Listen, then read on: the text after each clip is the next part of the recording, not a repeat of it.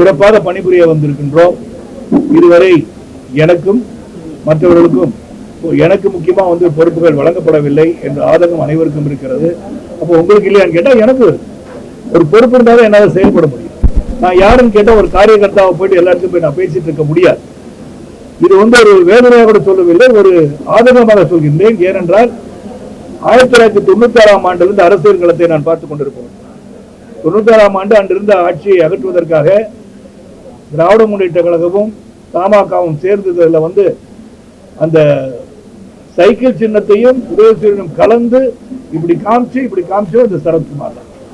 அப்ப என்னுடன் பயணிப்பவர்கள் இவ்வளவு தூரம் பிரச்சாரம் பண்ணி ஆட்சி மாற்றத்தை கொண்டு வருவதற்கு முக்கிய காரணமாக இருந்த தலைவர் அவர்கள் இன்னைக்கு பார்த்தீங்கன்னா அவங்க இன்னொரு ஆதங்கத்தை வெளிப்படுத்தினாங்க. நீங்க திருச்சியில உட்கார்ந்துருந்தீங்க தலைவா, நீங்க மேடையில் உட்கார்ந்துருக்கீங்க, அந்த மேடையில உங்க போட்டோ கூட பின்னாடி இல்லை, அது அவங்களுடைய ஆதங்கம். நான் இன்னைக்கு ஒரு காரியகர்த்தாவாக இருந்தனால் என் போட்டோ இல்ல சகோதரர்களே நான் சொல்லியிருக்கலாம். அவங்க பார்வையில 17 ஆண்டுகள் சுறுசுறுப்பாக பணிபுரிந்து கூட்டணியில் இருந்து எதிர்த்தவர்கள் புரட்சி தலைவரை எதிர்த்த பிறகும் மீண்டும் கூட்டணியில் இருந்து 2 சீட்டு வாங்கி தேய்ச்ச நீங்க உங்கள் அருமையும் பெருமையும் அறிவு மாற்றம் தெரிந்திருந்து கூட ஏன் உங்களுக்கு பதவி வழங்கவில்லை என்ற ஆதங்கத்தை வெளிப்படுத்திக் கொண்டே இருந்தார். அதான் இன்னைக்கு காலையில இருந்து நடந்துச்சு. நீங்க பொறுமையா காத்திருந்ததுக்கு நன்றி. இதுதான் இன்னைக்கு கூட சாராம்சம். அதை தவிர வேறு எதுவும் கேள்விகள் நீங்க கேட்க வேண்டும் என்றால் நீங்க கேட்கலாம். திருச்சியில உங்களுடைய போட்டோ இல்லன்னு சொல்லியிருக்கோம், எந்த பொறுப்புமே இல்லை, அண்ணாமலையினுடைய போட்டோ கூட எல்லா மேடைகள்ல இருக்கு. இது எந்த அளவுக்கு ஒரு அதிர்ச்சி உங்களுக்கு ஒரு ஆதங்கத்தை ஏற்படுத்தி? இல்ல எனக்கு ஆதங்கம் இல்லை, நான் சொல்றேன் அதான் நீங்க தவிர நான் சொல்றேன் அவங்களுடைய ஆதங்கத்தை சொல்றேன். எல்லாரும் இருந்தாங்க தலைவர் உங்க படமே இல்லை, எங்களுக்கு கஷ்டமா இருந்துச்சு அப்படின்னு பயணிச்சுட்டு இந்த காலத்தை சொல்கிறார்கள். அந்த ஆதங்கத்தை சொல்றாங்க. எல்லாரும் இருக்கும்போது உங்க படமே இல்லைன்னும் போது எங்களுக்கு ரொம்ப ஒரு பொறுப்பு கொடுத்துருந்தாங்கன்னா, ஒரு நேஷனல்ல ஒரு பொறுப்பு உங்களுக்கு வந்துருந்துச்சுன்னா அந்த படம் இருந்திருக்குல்ல, அப்படி நீங்க இருந்திருப்பீங்கன்னா அவங்க சொல்ற ஆதங்கம். ஏன் ஆதங்கத்தை சொல்ல நீங்க கட்சியில இணையும் போது இல்ல இணையும் போது கொடுத்ததை என்ன சொன்னாங்கன்னு அவங்களுக்கு தெரியும்ல. இது வரைக்கும் பொறுப்பே வரல இல்ல, அப்ப ஏதாச்சும் சொல்லியிருப்பாங்கல்ல, சொன்னது என்னன்னு அவர்களுக்கு தெரியும்ல.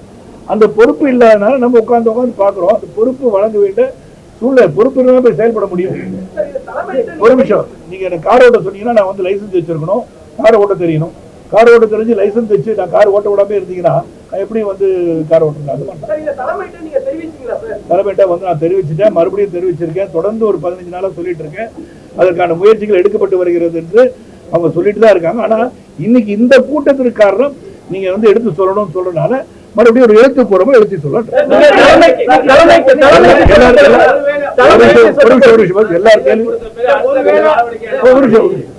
எல்லார் கேள்விக்கும் பதில் சொல்லுங்க. ஒவ்வொருத்தர கேள்வி நான் பதில் சொல்லுவேன். தலைமையிடம் நாம பிரசிடென்ட் அப்பாயிண்ட் பண்ணாம இருந்தாங்க. அந்த தேர்வு முடிந்தவுடன் நாங்க நிச்சயமா நாங்க சொன்னதை செய்கிறோம். நாங்க தேர்வு நடந்தது, தொடர்ந்து தேர்தல் வந்துருச்சு. இப்போ எங்களுக்கு என்ன தொடர்ந்து வெஸ்ட் பெங்கால், அஸ்ஸாம், கேரளா, பாண்டிச்சேரி, தமிழகம் தேர்தல் வந்துச்சு. மறுபடியும் தேர்தல் வந்த பிறகு அப்படின்னு சொல்லும் போது இந்த அளவில் ஒரு பொறுப்பு இல்லாம எப்படி இருக்கிறது என்று இவ்வளவு ஆதங்கம். பாம்பேல போயிருந்தேன். பொறுப்புகள் வழங்கப்படவில்லை. உங்களுடைய தொண்டர்கள் மீண்டும் சமத்துவ கட்சியை தொடங்க வேண்டும் ஒரு கோரிக்கை வச்சாங்க. தொண்டர்களுடைய பேச்சுக்கு உங்களுடைய தொண்டர்கள் அவங்க ஆதங்கத்தை சொல்றது அவங்களுக்கு உரிமை இருக்குல்ல. இந்த மாதிரி இருக்கேன், நீங்க ஏன் தொடங்கக்கூடாது அவங்க கேட்டாங்கன்னு சொல்லணும் இல்லையா அவங்கள்ட்ட. நான் உங்களிடம் அதை சொல்லாம இருந்தால் அது தவறாக இருக்கும். அதனால சொல்றேன். அவங்க சொல்றாங்க, ஏன் நம்ம நல்லா தானே போயிட்டு இருந்தோம், என்ன நம்ம தேர்தல் காலத்துல நம்ம நிக்க சொல்லும் போது இன்னைக்கு சொல்றாங்க எல்லாம் நீங்க ஒவ்வொரு முறையும் தனித்து போட்டியிட வேண்டும் சொன்னதை நாங்க உண்மையிலே நம்ம கரெக்டா பண்ணியிருந்தோம்னா இன்னைக்கு நம்ம இந்த நிலைமையில் இருந்திருக்க மாட்டோமே தலைவா அப்படின்னு அவங்களும் சொல்றாங்க. இன்னைக்கு அவர்கள் செய்ததும் தவறு என்பதை ஒப்புக்கொண்டுள்ளார்கள். ஆனா அவங்க கேட்கறது ஒரு பொறுப்பு உங்களுக்கு இருந்தா எங்களுக்கு பொறுப்பு வாங்கி கொடுக்கறது என்ன இருக்கு, உங்களுக்கே பொறுப்பு இல்லையேன்றது.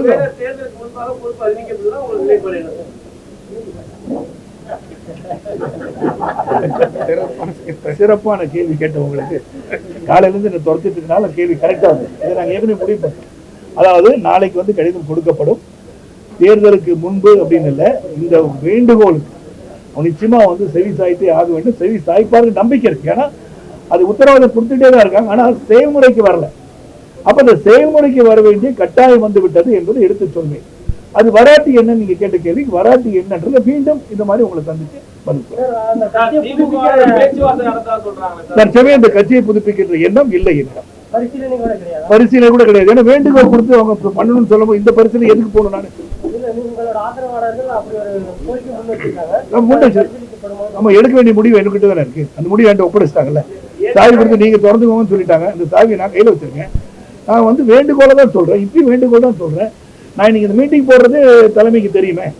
தலைமைக்கு தெரியாம இந்த மீட்டிங் நடக்கல, தெரியும். நாங்க என்ன சொல்றாங்கன்னு சொல்லிட்டு அந்த வேண்டுகோள் உங்களுக்கு சமர்ப்பிப்பேன்னு சொல்லிட்டேன். நாளைக்கு வந்து கொடுத்துருவோம். அவங்க நிச்சயமா செவி சாய்ப்பாக நம்பிக்கை இருக்காங்க.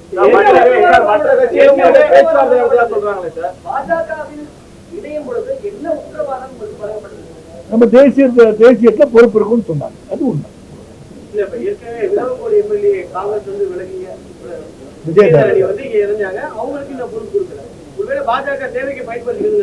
அது எனக்கு தெரியல. அது வந்து அவங்களை நீங்க கேட்க வேண்டிய கேள்வி. என்னை பொறுத்த வரைக்கும் யார் வந்து ஒரு இயக்கத்தில் ஒரு நல்ல நிலைமையிலிருந்து வந்து சேர்ந்தார்களோ அவர்களுக்கு வந்து இப்ப நான் வந்து ஒரு மாநில தலைவராக இருந்திருந்தால், அந்த போர்டாவே சொல்றேன், மாநில தலைவர் இருந்தால் வரத்துக்கு முன்னாடி அவர்கள் தன்மை என்ன, உங்களுடைய வெயிட்டேஜ் என்ன, இதை வந்து நம்ம தேசியத்துக்கு கொண்டு போயிருக்கணும்.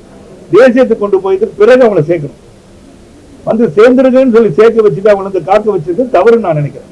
அதாவது ஜெயதானியும் வந்து ரொம்ப நாளா இருக்காங்க. அப்படி பொறுப்புகள் இருக்குன்றாலும் அவங்க செயல்பட முடியும் நான் சொல்றேன். இப்ப you want use somebody's strength, they should be given some posting in the party. அது இல்லாட்டி வருத்தமா தான் இருப்பாங்க. சேரும் பொழுது அண்ணாமலை தான் மாநில தலைவரா இருந்தாரு. அவர் உங்களுக்கு ஒரு உத்தரவாதம் கொடுத்திருப்பாரு. ஆனா இன்னைக்கு பாஜகல அண்ணாமலைக்கு எந்த பொறுப்பும் இல்ல. அவரும் இதே போன்ற ஒரு ஆதங்கத்துல அவ்வப்போது வெளிப்படுத்திட்டு தான் இருக்காரு. பாஜக உரிய தலைவர்களுக்கு அங்கீகாரம் வழங்குறது இல்லையா? என்ன இது போன்ற செயல்பாடுகள் எப்படி வழங்குறது இல்லையா நான் சொல்ல வரல. என்னை பொறுத்த வரைக்கும் என்ன நிருபம் என்ன சூழ்நிலை எனக்கு தெரியல. எனக்கு இப்ப நான் பார்க்கும்போது இன்னும் ஒரு கூட்டணியில எவ்வளவு இடத்துல நிற்க போகிறார்கள் என்பது தெளிவாக இல்லை. ஒருவேளை அதுக்கு முக்கியத்துவம் நிச்சயமா கொடுத்துதான் ஆகணும். அந்த முக்கியத்துவத்திற்கு பிறகு இதை எடுத்துக் கொள்ளலாம் என்று இருக்கலாம். அதனால வேண்டுகோளை நம்ம நாளைக்கு எழுதி கொடுத்துருவோம். வாய் வழியாக சொல்லிவிட்டோம். அவர்களும் உத்தரவாதத்தை தந்திருக்கிறார்கள். அங்க இருக்கிற எல்லாருமே சரி, அண்ணாமலை அவர்களும் சரி, நயனார் அவர்களும் சரி, அரவிந்த் மேனன் அவர்களும் சரி, சுதாகர் ரெட்டி அவர்களும் சரி, சக்கரவர்த்தி அவர்களும் சரி, கேசவநாயகம் அவர்களும் சரி, எஸ்ஆர் சேகர் அவர்களும் சரி, எல்லார்கிட்டையும் நம்ம பேசியிருக்கோம். யாருமே எதிர்ப்பு தெரிவிக்கல அந்த கருத்துக்கு. அதை வந்து செவி சாய்க்கவில்லை என்று சொல்லல. ஆனா எல்லாருடைய ஆதங்கத்தை புரிந்து கொள்ளுங்க. இப்பவே செயல்பட முடியாது. அதனால் பொறுப்புகள் வருவது அவசியம். இந்த தேர்தலுக்கு முன்பு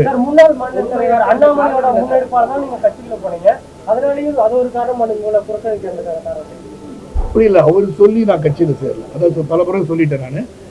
நான் இந்த இயக்கத்தை வந்து இது மேற்கொண்டு வலுவாக எடுத்து செல்வது, நான் வந்து இந்த இயக்கத்தில் இணைந்ததற்கு மிக மிக மிக உண்மையான ஒரு நிலைப்பாடு எதுக்குன்னா, பாரத பிரதமர் மோடிஜி அவர்கள் மீது உள்ள விருப்பத்தினால் தான் நான் வந்து கட்சியில் இணைந்தேன். ஏன்னா 3வது முறை முதலமைச்சராக இருக்கும்போது, குஜராத்தின் மாநிலத்தில் முதலமைச்சராக இருக்கும்போது, மீடியா வாய்ஸ் என்ற பத்திரிகை நடத்தி கொண்டிருக்கும் போது நேர்காணல் நான் அவர் வந்து இன்டர்வியூ எடுத்தேன். அன்னிலிருந்து ஐ ஸ்டார்டட் ஃபாலோயிங் ஹிம். அவருடைய அட்மினிஸ்ட்ரேட்டிவ் குவாலிட்டிஸ், அவருடைய திறமை, நமது நாட்டை சிறந்த ஒரு இடத்துக்கு எடுத்துச் செல்வான நம்பிக்கை. நான் ஒரு தேசியவாதி பேசிக்க, அதை பலமுறை சொல்லிட்டேன். வலது தோல் பட்டியல தேசிய கொடியை வந்து பதித்தவன் நான். அந்த தேசிய உணர்வு, தேசிய நீரோட்டத்தில் இன்னைக்கு போகலாம் அப்படின்னு நினைக்கிறேன். ஏன்னா 19 மாநில நிர்வாகிகளாக நியமிச்சிருக்காங்க. இவங்களுக்குலாம் இப்போ 30-35 வயசு இருக்கு. அவங்களுக்கு 75 தொடு வருது. அப்போ இவங்களுக்கு ஒரு பெரிய வாய்ப்பு இருக்கு இல்லையா? அந்த வாய்ப்பை பயன்படுத்திக்கணும் இன்னைக்கும் சொல்றேன். அதனால இவங்க பண்ணல, அவங்க பண்ணல நான் சொல்ல. ஆனா பண்ண வேண்டிய கட்டாயம் இப்படி இருக்கிறது.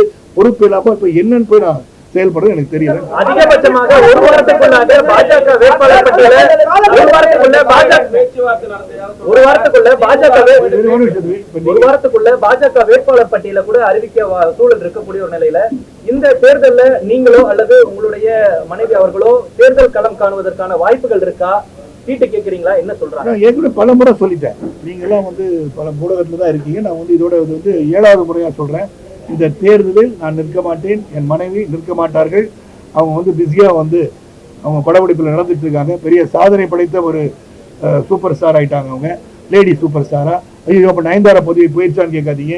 ஏன்னா இது ஒரு சர்ச்சையாயிடக்கூடாது. இந்த வயதிலும் தன்னை தானே நிலைநிறுத்தி கொண்டு ஒரு தாய் கிழவி என்ற படத்தை கொடுத்து வெற்றி படமா ஆக்கியிருக்காங்க. அவங்களுடைய கலையுலக பயணம் சிறப்பாக இருக்கிறது.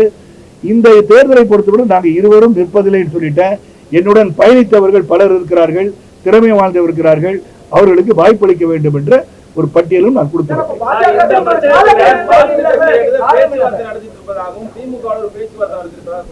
அப்படி ஒன்றும் பேச்சுவார்த்தை பேச்சு நடக்காது. நான் எல்லாரும் பதில் சொல்லிடுறேன் தலைவா. பேச்சு வந்து எல்லாரும் பேசுவேன். நான் சுமூகமான உறவு அனைவரோட வைத்திருக்கிறேன்.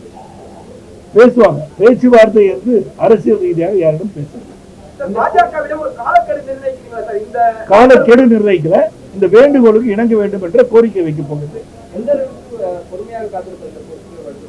கண்டிப்பாக இப்ப தேர்தல் வந்துருக்கு, 30ஆம் தேதி மனு தாக்கல் இருக்கு இல்லையா? அப்ப அதுக்குள்ள ஒரு முடிவு எடுக்கணும்ல. நாளைக்கு வந்து அரசியல் களம் காணும் போது நான் கேட்கின்ற வேட்பாளர்கள் நியமிச்சாங்க வச்சுக்கோங்க, அப்ப நம்ம பிரச்சாரம் பண்ண போகணும்ல. எனக்கு ஒரு பொறுப்பு இருந்தாலும் அந்த பொறுப்போட செய்ய முடியும் நான் நினைக்கிறேன்.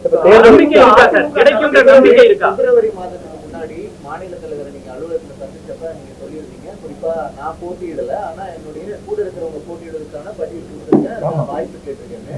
அப்பத்துல இருந்து என்ன சொல்றாங்க கட்சி தரப்புல இருந்து? போட்டியிடுறதுக்கான அவங்க சீட்டை நிர்ணயிக்கலையே, எந்த தொகுதிக்கான பேச்சுவார்த்தை ஆமா நாளைக்கு முடிஞ்சிருச்சுன்னா 51 இடம் கொடுக்குறாங்க, 41 இடம் கொடுக்குறாங்க. முடிவு வந்தாங்க எவ்வளவு இடத்துல நிக்க போறாங்கன்னு ஒண்ணு வரல. வந்த பிறகு நம்ம கேட்ட இடம் அவங்களுக்கு தெரியும், கொடுக்குறாங்களா இல்லையா, நேர்காணல் பண்ணுவாங்கல்ல. முன்னாடியே சரத்குமார் அவர்கள் அழைச்சி உங்களுடைய ஆதரவாளர்களுக்கு இவ்வளவு சீட்டு கொடுக்குறோம் இல்ல, அது ஏற்கனவே வாங்கிக்கிட்டாங்கல்ல. இல்ல நான் கொடுத்துட்டேனே, நான் கொடுத்துருக்கேன், அது பரிசீலனை பண்ணுவாங்கல்ல. ஏன்னா நீங்க எந்த கேட்டிருக்கீங்க, வேற யாரோ கேட்கறாங்கன்னு சொல்லுவாங்கல்ல. சொல்லும் போது இல்லைங்க அப்ப என்ன பண்ணலான்னு கேட்போம்ல. அவங்க விட்டு கொடுக்க சொல்லலாம்.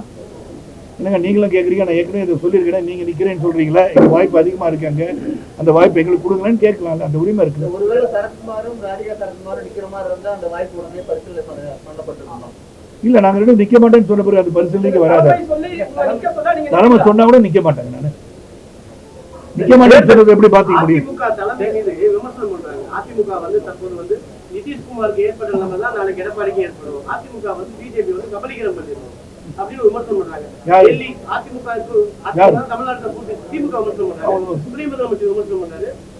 அது எனக்கு தெரியாது, கபலீகரம் பண்ணுமா பண்ணாதான்னு பொறுத்து பாருங்க. பிரைம் மினிஸ்டர் தமிழ்நாட்டுக்கு ஒரு 3 முறை சென்னை,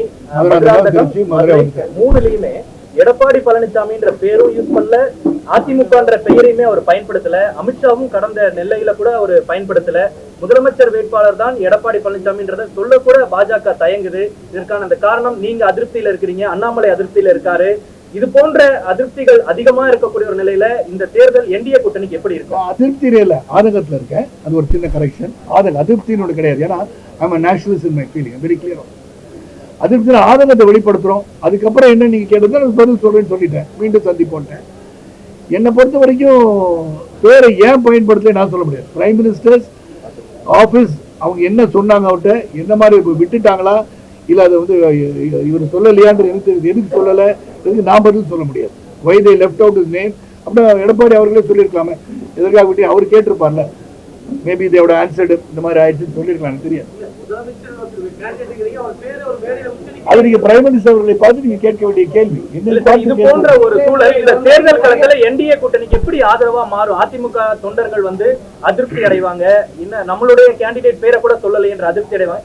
இது என்டிஏக்கு ஒரு பின்னடைவா இருக்கும். நீங்க இது போன்ற ஆதங்கத்தை வெளிப்படுத்தும் அந்த அளவுக்கு வலுவாக அவங்க வந்து அது மனசுல எடுத்துக்கிட்டாங்கன்னு தெரியல. பத்திரிகை சகோதரர்கள் எடுத்துக்கொண்டது அளவுக்கு அவர் எடுத்துக்கிட்டா இன்னைக்கு அவங்க கேட்டிருப்பாங்க. அந்த மாதிரி செய்திகள் நான் இங்கே படிக்கிறேன். இப்ப தேர்தல் சிலங்காலம் தான் இருக்கு. உங்களுடைய கடிதம் மூலியமா அங்க ரெஸ்பான்ஸ் சொல்லணும். இவ்வளவு தொண்டர்களுடைய கருத்தும் உங்களுடைய கருத்தும் என்னவா இருக்கு? அதான் நீங்க கொடுத்துருந்து பாருங்கன்னு சொல்லிட்டேன். வேண்டுகோள் கேட்க போறோம், அதுக்கப்புறம் நிறைவேற எடுத்துதான் ஆகணும். 5 நாள் தான் இருக்கு. 6ஆம் தேதி அன்னைக்கு மனு வந்து வாபஸ் எடுக்க நாள் இருக்குல்ல, ஏப்ரல் 6 வரைக்கும் டைம் இருக்கு. பாத்து அங்கீகாரம் வழங்கப்படவில்லைன்னு சொல்றீங்க. அங்கீகாரம் இல்லை, ஆதங்கத்தை வெளிப்படுத்த போகின்றோம். உங்களுக்கான மரியாதை உங்களுடைய தொண்டர்கள் உங்களுடைய நிர்வாகிகளுக்கு பாஜக முழுமையா வழங்கப்படுது இந்த 2 ஆண்டுகள். இல்ல இந்த 2 ஆண்டுகள் அந்த பொறுப்புகள் கொடுத்துருக்கான்னு சொல்லியிருக்கேன்ல. ஆனா இப்ப வந்து மாவட்ட ரீதியா பொறுப்புகள் கொடுக்கும் போது இன்று வரை கொடுக்கப்படாத சூழலில் இவங்க பொறுப்புல எப்படி போய் வேலை செய்வாங்க, அதுதான் சொல்ல வரேன். ஆதரவாளர்கிட்ட பேசியில ஒரு விஷயத்தை ரொம்ப கொஞ்சம் கோபமாக அழுத்தமா சொல்லியிருக்காங்க. தற்கூரியல் அந்த தேர்தலை வெற்றி பெற விட்டுருக்காங்க. கண்டிப்பா அதோட பின்னணியில இருக்கக்கூடிய கட்சிகள் நல்ல தலைவர்கள் வர வேண்டும் என்ற ஆதங்கத்தை வெளிப்படுத்தும் போது நாளை தலைவர்களை நிர்ணயிக்கக்கூடிய இடத்தில் நாம் அனைவரும் இருக்கிறோம். நாம் என்று சொல்லும் போது தமிழக மக்கள் வருங்காலத்தில் எப்படிப்பட்டவர்கள் இந்த நாட்டை ஆள வேண்டும் என்பதை சிந்தித்து பார்க்க வேண்டும். எதற்காக நாம் வாக்களிக்கிறோம் என்று சிந்தித்து பாருங்க. யாருக்கு வேணா வாக்களிக்கிறோம். But you should know who you are creating as a leader of the state. It's very, very essential for the future growth of Tamil Nadu and the country. அது யாரை வேணா நீங்க எடுத்துக்கோங்க. யாரை மையப்படுத்தி சொல்ல மையத்தை சொல்லலனா அவ்வளவுதான்.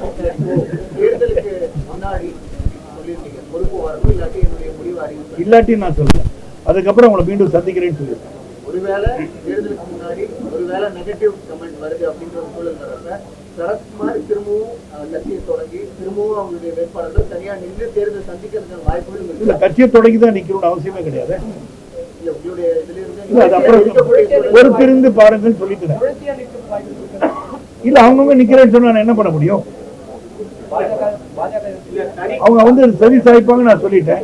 உங்களுக்கு மேற்கொண்டு நான் வந்து செய்தி தரேன். உங்களுக்கு சுட சுட போடணும், போட்டுக்கோங்க. தொடர்ந்து கேள்வி கேளுங்க, நான் பதில் சொல்றேன். நான் சிறப்பான பதில், சிறந்த வந்து அறிவும் ஆற்றலோடு திறமையோட சொல்றேன். நாங்க வந்து வேண்டுகோள் தான் வைக்க போறோம். அந்த வேண்டுகோளுக்கு செவி சாய்ப்பார்கள் நம்பிக்கை இருக்கிறது. அந்த நம்பிக்கையின் அடிப்படையில் நான் கண்டிப்பா தொடர்ந்து தானே இருக்கோம். எல்லாமே பாஜக நிர்வாகிக்கு இருக்காங்க. எங்க வேண்டுகோளை வைக்கிறது உரிமை இருக்கா இல்லையா? அப்பாட்ட போய் பையன் வந்து கேட்கறது உரிமை இருக்கா இல்லையா?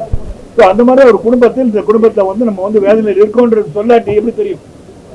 முதலே சொல்லிக்கலாம்னு சொல்லிட்டாங்கன்னா இப்பதான் வந்து நமக்கு சொல்ல வேண்டிய சூழல் அதிகமாகுது. காரணம் அனைவரும் வந்து இப்படிதான் இருக்காங்கன்னு தெரியுது. என்ன உங்களுக்கு எல்லாம் பொறுப்பு வராட்டி நாங்க எப்படி செயல்படுதுன்னு கேட்கும் போது அதை சொல்லணும். உங்களுக்கு தெரியணும். நான் மட்டும் கேட்கல, தொடர்ந்து எங்க கூட இருக்கவங்க பயணிக்கிறவங்க இப்ப கேட்கறாங்க. நாளைக்கு வேற மாதிரி எல்லாம் சிதறிடக்கூடாது.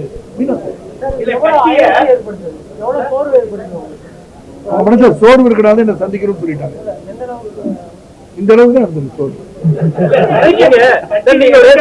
இருக்கக்கூடிய ஒரு நபர் சினிமால இருந்து வராரு விஜய். அவருக்கு எதிராக உங்களுடைய பிரச்சாரம் எதை நோக்கி இருக்கும்? பிரச்சாரங்கள் இருக்குமா?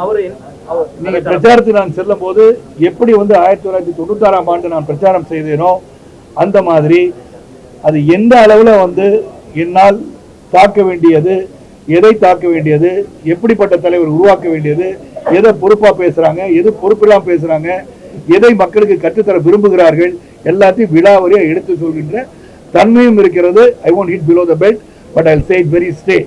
I'll call a spade a spade. You know how I'll campaign against all this. மதிப்பீடு ஒண்ணுமே கிடையாது, தலைவனே கிடையாது. இல்ல ஃபீல் பண்றது எல்லாரும் ஃபீல் பண்றாங்க.